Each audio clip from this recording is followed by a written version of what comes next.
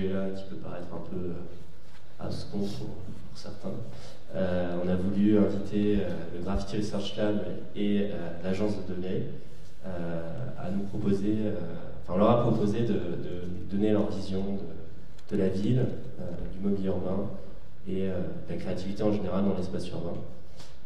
J'en dis pas plus et je laisse le Graffiti Research Lab commencer. Ça va?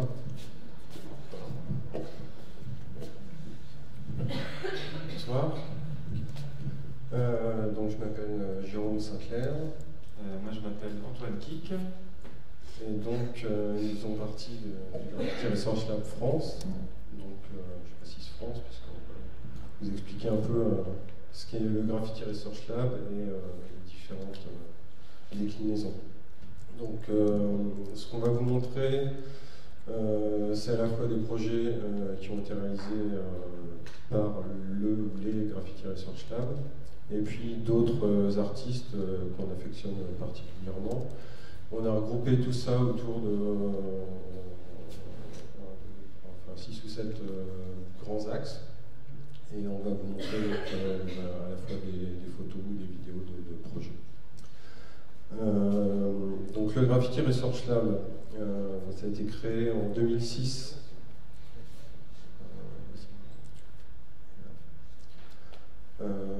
En 2006 par Evan Ross et James Podderly pendant une résidence au studio A-Beam à New York. C'est pas la bonne. Et donc l'idée, c'est de créer des outils open source qui permettent de rivaliser avec les grands médias et la publicité, et de donner des outils de communication à grande échelle pour des graffeurs, des activistes, des artistes. Donc il y a un certain nombre de projets emblématiques, dont le premier, on va vous montrer ça tout de suite, donc c'est le laser tag. Donc c'est un système qui utilise à la fois un pointeur laser puissant, donc un laser qui est habituellement interdit à l'utilisation, qui permet donc de dessiner sur une façade. Et donc tout ça combiné avec une webcam qui repère l'emplacement du pointeur et un vidéoprojecteur, on redessine par-dessus en fait le tracé.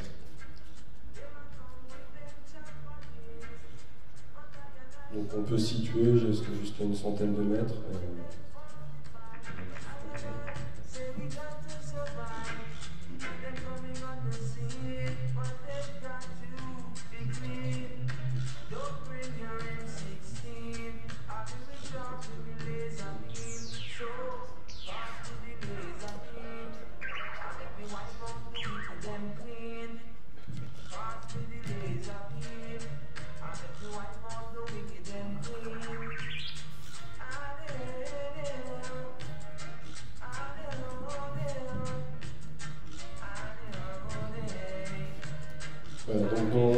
Dans l'idée d'open source et de partage, en fait, je crois que c'est en 2008, Evan et James ont émis l'idée que d'autres personnes puissent créer leur propre Graffiti Research Lab.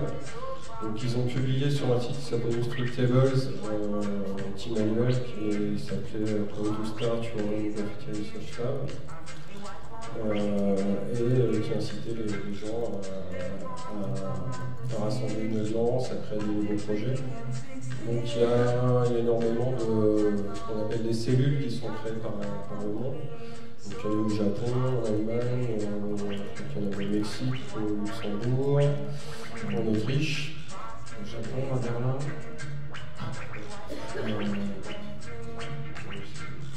Et donc aux États-Unis. Qui ont pour la plupart repris en fait les projets du GRL initial. Quelques-uns ils ont créé de nouveaux projets, je pense notamment en Allemagne. Et donc en France, on a créé un Graffiti Research Lab en 2011. Donc toujours avec cette idée de créer des outils qui viennent à la fois augmenter des pratiques de graffiti, comme ce qu'on va voir tout de suite,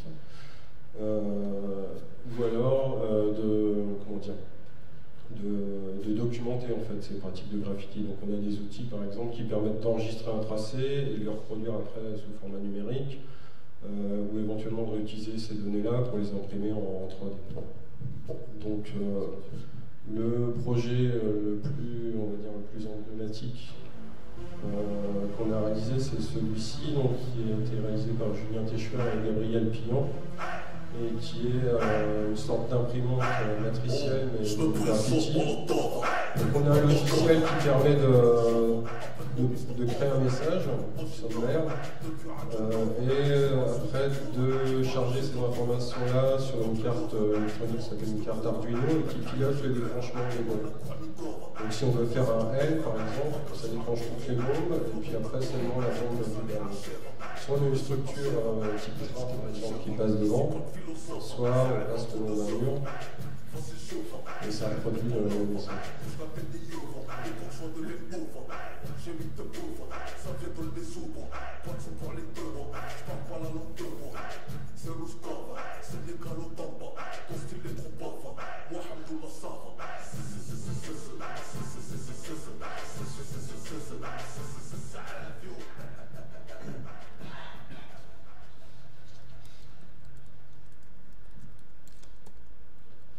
Voilà, donc c'était juste deux projets forts. Maintenant, on va attaquer la partie thématique. Je vais laisser Antoine présenter. Moi, peut-être avant, vous avez des questions par rapport au Graffiti Research Lab et ce que vous avez vu. Sinon, on peut embrayer et puis continuer. Non, on continue. On commence. Donc là, on va vous présenter un certain nombre de projets qui visent en fait à égayer un peu l'urbain, essayer d'apporter un petit plus. Donc on a relevé plusieurs grands thèmes, donc notamment des thèmes qui correspondent à un aspect ludique, donc essayer de s'amuser avec la rue et le mobilier urbain, essayer de réparer un peu le mobilier urbain, la rue, essayer de le réaménager en essayant de se le réapproprier également, essayer de s'amuser tout en attendant dans la rue. Donc on attend beaucoup quand on est dans la rue, finalement on attend le train, le feu passe au rouge et ainsi de suite. Essayer de trouver aussi de nouveaux moyens de communication, donc autre que le graffiti ou le street art. Et du coup essayer aussi d'échanger ou transférer c'était quoi déjà ce thème-là ? Les données. Les données, voilà. Donc les données de la rue et ce qui nous permet d'échanger des choses dans la rue. Alors, donc on va commencer assez simplement avec l'aspect ludique et notamment l'artiste Brad Donnay, qui lui en fait reconstruit l'espace avec ce qui est déjà là, ce qui s'y trouve déjà. Donc là par exemple il monte un mur avec des pavés qui étaient précédemment au sol. Des pavés autobloquants. Des pavés autobloquants, dit-on. Et donc tout ça pour essayer en fait de créer un peu de poésie et redonner à l'espace urbain un aspect un peu plus sympa et moins austère que ce qu'on voit habituellement.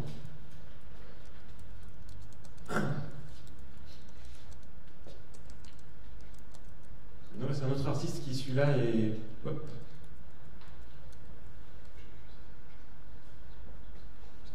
qui est français, donc qui s'appelle Hawk, donc il se situe entre le street art, c'est vraiment ce qu'on connaît, les collages, les peintures, mais qui plutôt que de poser son art à un endroit précis, poser son art un peu n'importe où, il le pose à un endroit précis pour lui donner un sens et une poésie ou au moins l'envie de sourire.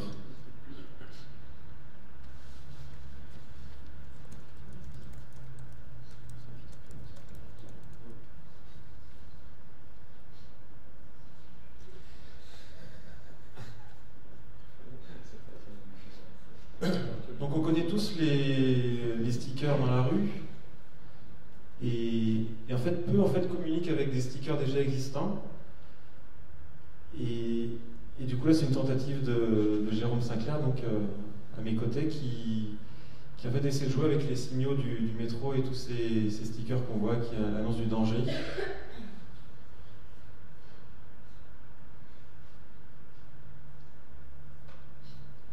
Voilà, donc après, ça c'est une expérience intéressante en fait qui touche c'est-à-dire qu'on va modifier quelque chose ou lui donner un caractère autre que celui qu'il a à la base. Mais il y a un intérêt à rester à une certaine limite, de manière à ce que ce soit visible mais sans être totalement visible. Donc là on voit un sticker on voit un gros plan sur une porte qui a été taguée et qui a été nettoyée. Et en fait, ils ont conservé le sticker, pensant qu'éventuellement c'était peut-être important. Ça faisait partie des dangers. Ça, c'est une autre interprétation. Après, il y a aussi dans la désinformation, en fait, donc c'est un petit autocollant qui se trouve sur les voies de RER avec un sticker qui dit « Vous êtes ici ». Donc, si on en rajoute un autre, on peut perdu, on ne sait plus quel est le bon.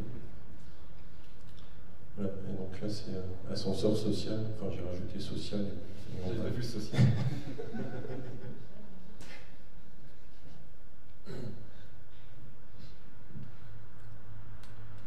Voilà, donc là on va aborder une autre thématique qui est la réparer. Donc avec deux artistes. Donc le premier c'est Jan Vorman. Donc lui a fait le tour du monde en fait en s'amusant à réparer des murs qui avaient l'air abîmés avec des Lego. Et du coup c'est un projet je crois qu'il réalise depuis plusieurs années et je crois qu'il continue en ce moment même. Et donc l'idée c'est de réparer sans réparer et juste de proposer une vision toujours dans le ludique et l'amusement tout en ayant sa propre retouche avec des Lego, des petits cubes que tout le monde connaît. Donc le deuxième, j'ai du mal à le dire, c'est Didier Courbeau.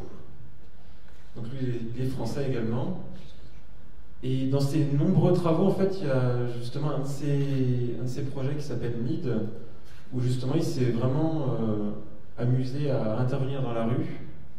Alors que d'habitude, il fait des trucs un peu pompeux, très art contemporain, très concept. Et là, tout simplement, en fait, il a passé du temps dans la rue et puis il a essayé de l'améliorer tout en gardant un aspect très low-tech, donc très simple et très limité au niveau des moyens techniques, pour apporter un plus et nous permettre tous de vivre mieux ensemble. Alors, je reste sur la photo parce qu'on va faire la transition avec donc il y a une partie dans son travail de réparation, mais aussi d'amélioration. Donc, je reste sur celle-là, qui est la première de la série réparation, où là, il va rajouter une niche à oiseaux. Niche. Ouais. Donc là, il va faire des plantations, il va rajouter une table, des fleurs, ou alors rajouter un passage pour piétons, on estime qu'il devrait y en avoir un. Voilà, donc du coup, comme je le disais, ça fait la transition avec la partie aménagée. Donc là, on a une première vidéo d'un artiste qui s'appelle Florian Rivière. C'est un carrousel. Voilà, donc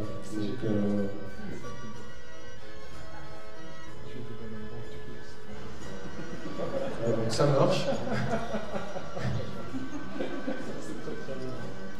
Il n'a pas poussé le vis jusqu'à mettre un pompon pour avoir un truc gratuit, enfin c'est gratuit de toute façon.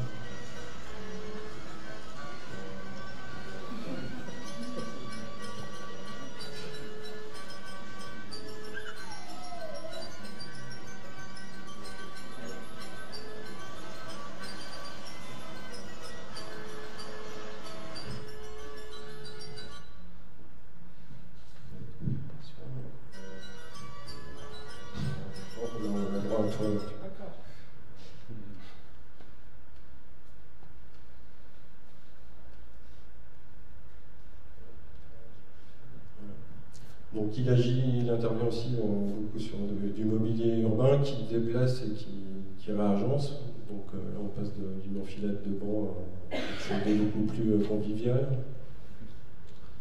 Et il a utilisé des selles de vélo en bas à droite. Il a décuplé le jet de la fontaine. C'est toujours la queue. Voilà. Donc là c'est une bibliothèque improvisée. Je sais pas si vous voyez de ce côté-là. Donc là c'est un banc qui est censé être anti-SDF, donc ils ont fait un banc pro-SDF avec chose de plus agréable. Là, il utilise les cadenas qui habituellement restent en bas des poteaux pour en faire jouer un panneau de basket. Il crée aussi des buts. Et il trouve une utilité enfin à l'eurodateur.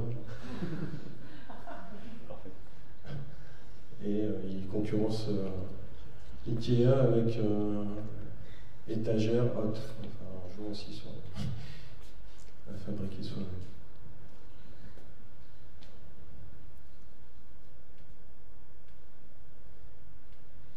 Donc le projet suivant, c'est un projet qu'on a réalisé avec Antoine.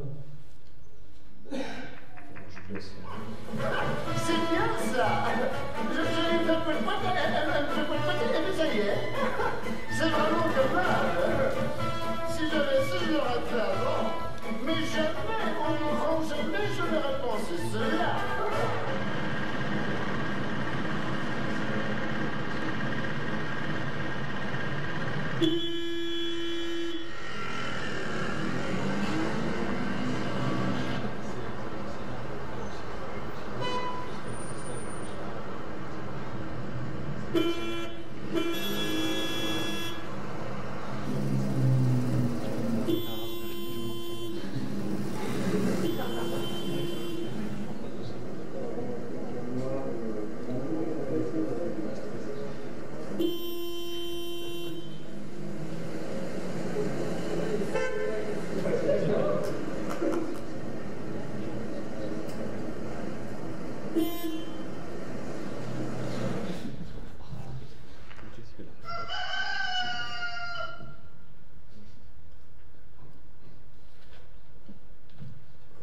Donc là, on va continuer avec un autre artiste qui s'appelle Julien Berthier. Donc il a compacté en fait tous les, je ne sais plus comment ça s'appelle, la concentration des services. Voilà. Donc il a rassemblé tout ce qu'on peut trouver en fait comme service en mobilier urbain en une seule et même œuvre. Donc on va voir en détail. Donc là déjà là, on voit qu'il y a un lampadaire, caméra de surveillance, un feu tricolore, un haut-parleur, une horloge, j'ai dit, enfin rébus, taxi, poubelle. Avant. Un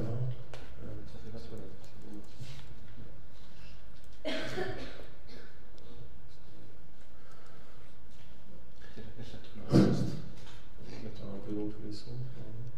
Donc la boîte aux lettres, le rodateur, le banc, panneau d'affichage. Il y a un peu de gazon aussi sur le toit. Une chat oiseau encore.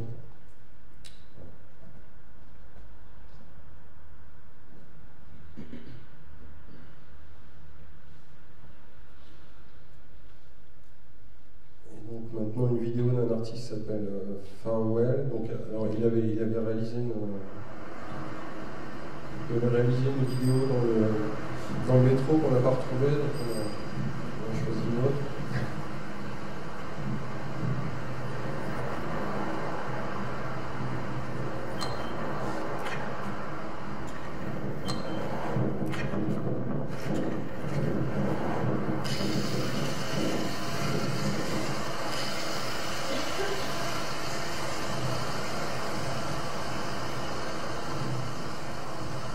Il a une approche assez radicale d'intervention urbaine.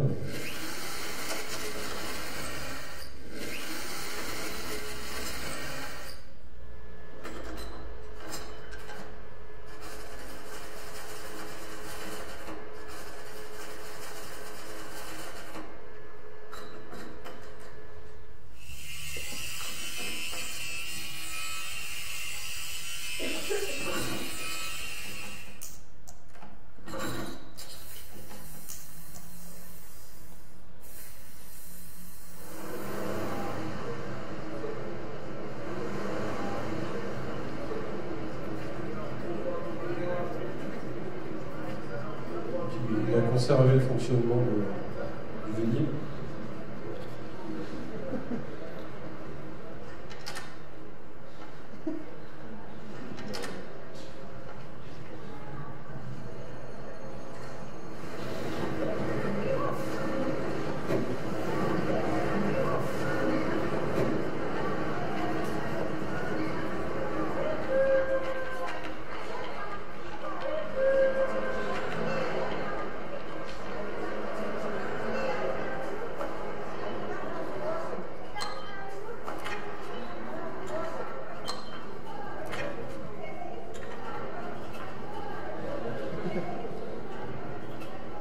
La première demi-heure est gratuite.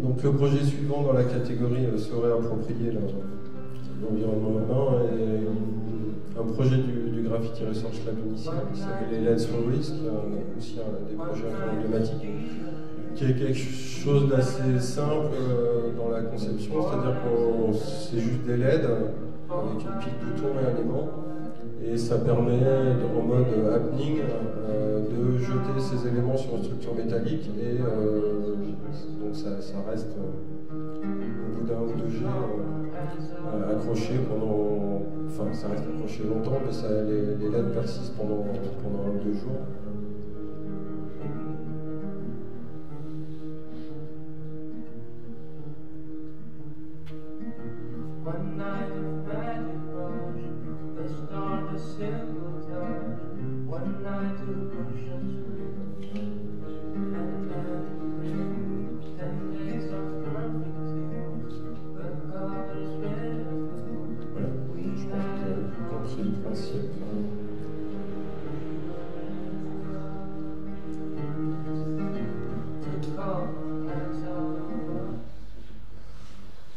Donc le projet suivant, c'est un projet du GRLFR qui a été réalisé par Benjamin Golan.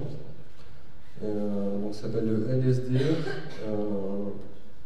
pour Light to Sound Device. Et donc l'idée c'est de révéler en fait sous forme sonore la pollution visuelle. Donc c'est un appareil, donc une ventouse qu'on peut disposer sur les écrans, et donc avec quelques petits réglages en fait on choisit, on peut modifier un peu la fréquence du son de base et après c'est modulé par l'intensité lumineuse et les couleurs en fait.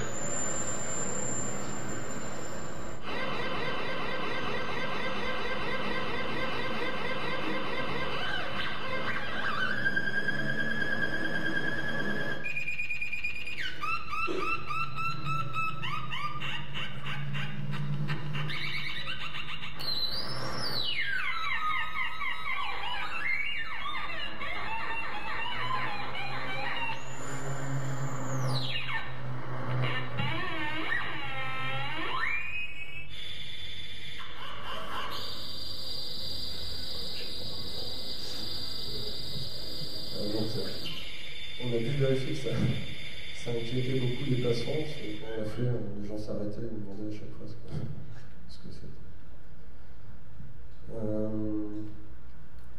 Le projet, donc là on va changer de catégorie, c'est la catégorie attendre.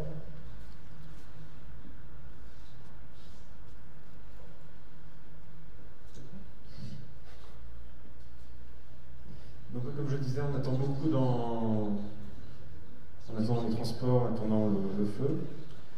Et du coup, quoi de mieux que d'avoir quelque chose pour s'occuper, donc autre que son téléphone portable ou des mots croisés. Et du coup, il y a un artiste italien du nom de Fra Biancochoc qui a l'idée en fait de proposer quelque chose pour s'occuper sous la forme d'un anti-stress. Donc là, on ne voit pas bien, mais en fait, il s'agit de papier avec des bulles, du papier bulle. Du papier bulle. Ok. Donc du papier bulle. Et du coup, on peut choisir son taux d'antistress en fonction du temps que va mettre le bus à arriver. On a quoi là, 3 minutes 3, 5 minutes 10. 10. On voit pas malheureusement sur...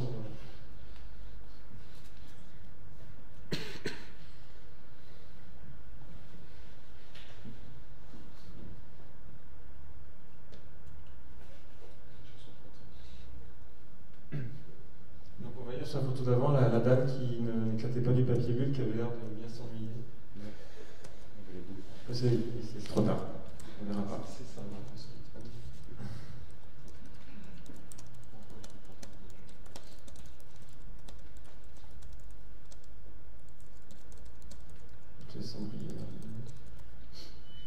Donc l'autre ressource d'attente, c'est le feu de signalisation.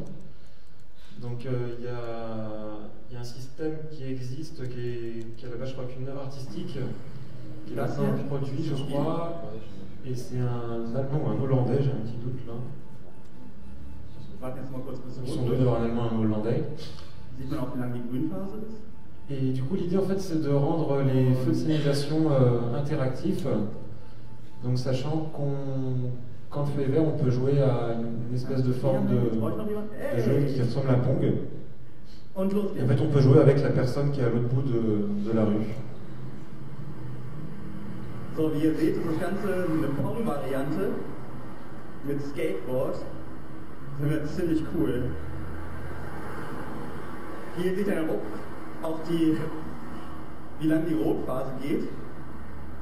Und das ist endlich mal ein guter Zeitvertreib, um an Ampeln zu stehen. Und man spielt mit Leuten, die man noch nie vorher gesehen hat. Das ist auch ziemlich cool. Und Scheiße. Leider daneben.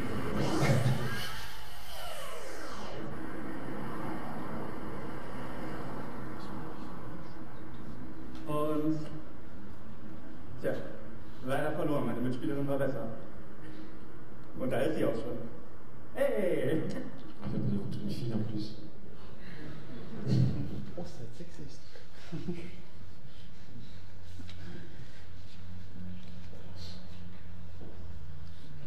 Donc là, on change de catégorie et on va sur du communiqué. Donc justement, donc là, c'est un projet du Graffiti Research Lab France.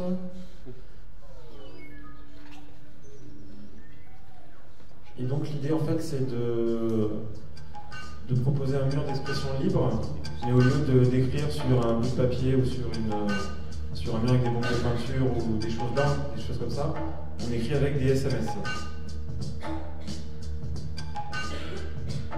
Donc ça se passe avec une vidéoprojection, on a le numéro de téléphone auquel envoyer les messages qui est affiché. Donc on n'a pas besoin a priori d'expliquer aux gens comment ça marche, il y a juste marqué envoyer vos messages à tel numéro, donc spontanément les gens essayent. Et donc on peut, donc il y a un système de gravité, on peut faire du mapping sur la façade pour que les messages qui tombent glissent en conséquence.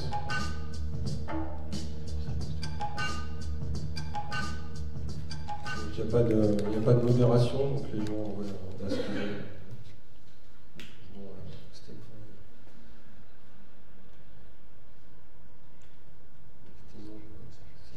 Allô, je sais plus quoi.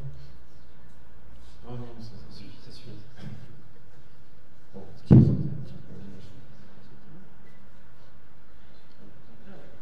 Attends, avec la vidéo, il faut expliquer un peu.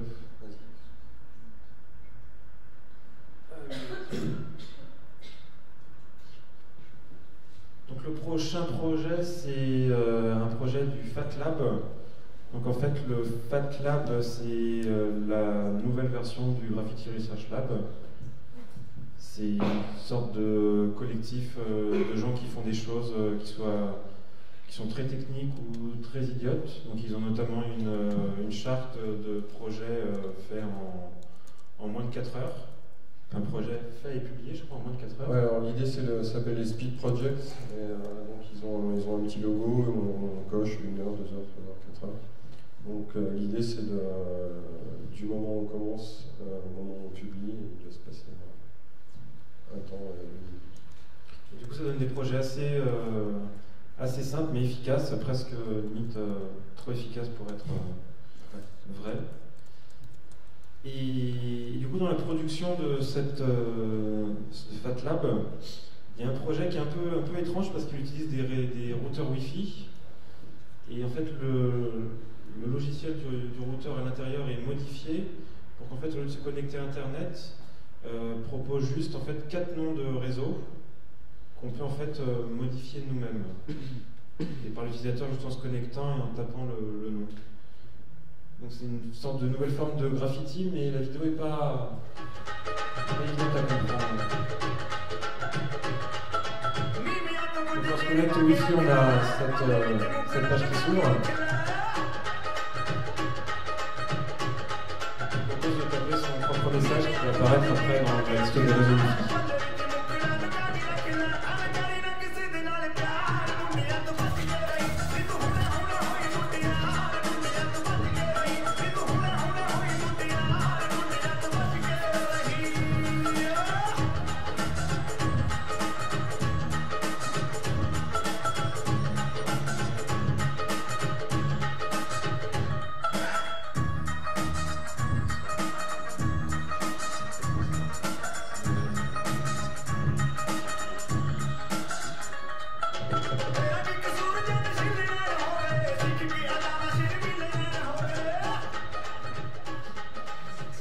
Du coup, ça crée une sorte de nouvelle forme de graffiti plus ou moins invisible. Et ça pousse aussi à la surenchère des noms de réseaux débiles. Donc ça peut être pas mal aussi pour ça. Alors, dernier thème.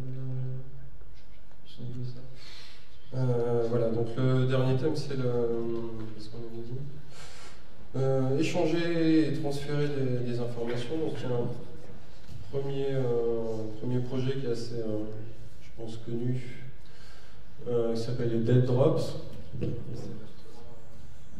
Voilà, la vidéo un peu longue.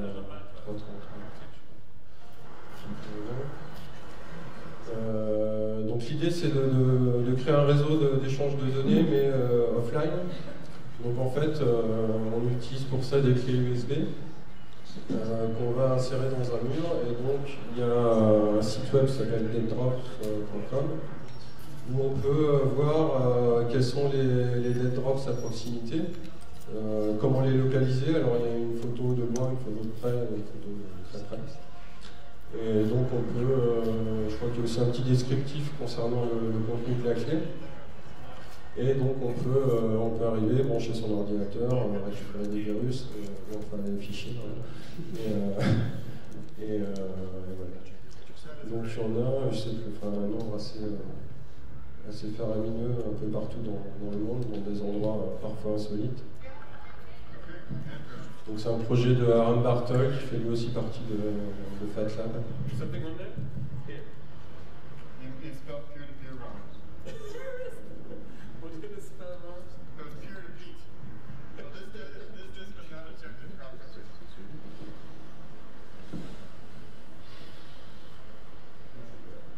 Donc je crois que ça fait plus ou moins référence à la manière dont les espions s'échangeaient des fichiers en laissant des messages, enfin des fichiers papier, des messages à certains endroits dans la ville, des profils.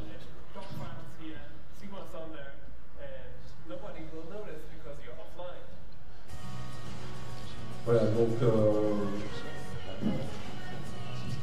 donc là on a quelque chose qui, si on fait le parallèle avec le net, quelque chose de...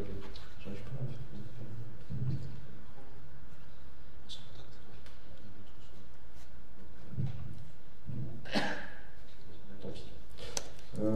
Voilà, donc on a quelque chose de statique, et du coup j'ai fait un projet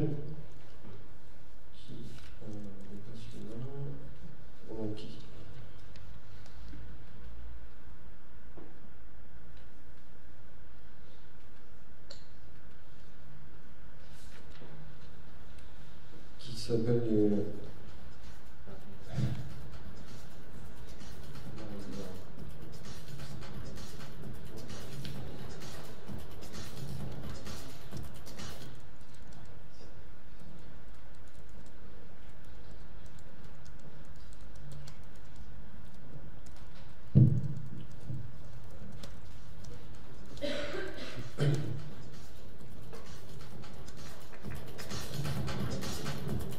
Voilà, donc là, l'idée, c'est de reprendre le système des airdrops, mais de rendre les fichiers, enfin de transférer des fichiers, en fait, en utilisant un réseau.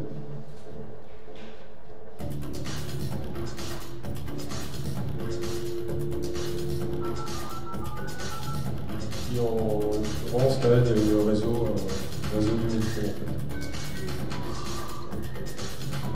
Donc l'idée, c'est de cacher la clé, d'envoyer à la personne qui attend les fichiers à l'autre bout de la ligne quel est le numéro du métro ou du bus ou n'importe quoi qui voyage, l'endroit où c'est caché.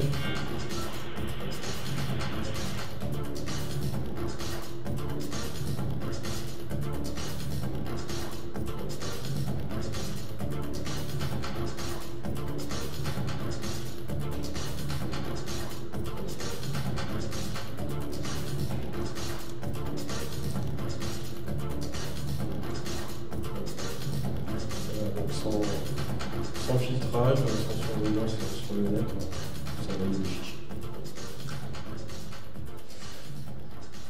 Et c'était le dernier projet. Donc, est-ce que vous avez des questions, des remarques? C'est super ce qu'on a fait.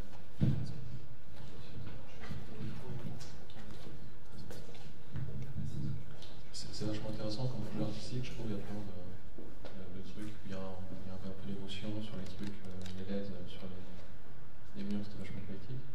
Et ça donne des inspirations aussi pour les projets qui vont peut-être se faire en fin de mois. Là. Tout ce qui est course de représentation dans la ville, ça peut être super sympa. Là.